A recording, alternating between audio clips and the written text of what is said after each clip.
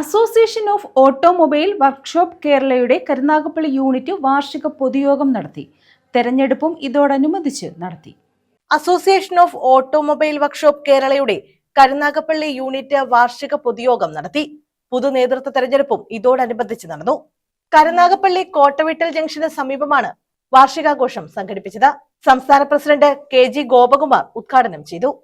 വാഹന നിർമ്മാണ കമ്പനികൾ, അതുപോലെ തന്നെ നമ്മൾ കമ്പോണൻസ് ഉണ്ടാക്കുന്ന കമ്പനികൾ, അവരുണ്ടാക്കുന്ന ലാഭം, ഇതിന്റെയൊക്കെ നിശ്ചിത ശതമാനത്തിന് നമ്മൾ അർഹരാണ്. 1 രൂപ നമുക്ക് ലഭിക്കില്ല. അതൊക്കെ ഏതെങ്കിലും കോർപ്പറേറ്റ് കമ്പനികളുടെ നോർത്ത് ഇന്ത്യൻ ലോബിയുടെ കയ്യിലേക്ക് പോകുന്നു. ഞാൻ ഒരുപാട് ശ്രമം നടത്തിയിട്ടുണ്ട്.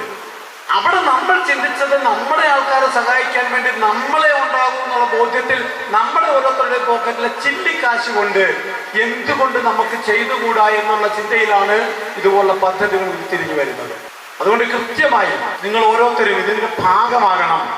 യൂണിറ്റ് പ്രസിഡന്റ് KR രതീഷ് അധ്യക്ഷത വഹിച്ചു. സെക്രട്ടറി സുനിൽകുമാർ സ്വാഗതം പറഞ്ഞു. യൂണിറ്റ് ജോയിന്റ് സെക്രട്ടറി അനിൽകുമാർ അനുശോചന പ്രമേയം അവതരിപ്പിച്ചു. സംസ്ഥാന ജോയിന്റ് സെക്രട്ടറി ദിലീപ് കുമാർ സംഘടനാ വിശദീകരണം നടത്തി. ജില്ലാ പ്രസിഡന്റ് R സുശീലൻ, ജില്ലാ സെക്രട്ടറി K രവീന്ദ്രൻ, ജില്ലാ ട്രഷറർ VG ബാബുരാജ്, ജില്ലാ vice president S Ayyappan, Sreejith, Manoj Kumar, Manjunath, P Raju, Anilkumar, Sunilkumar തുടങ്ങിയവർ പങ്കെടുത്തു. News bureau, Karunagappally.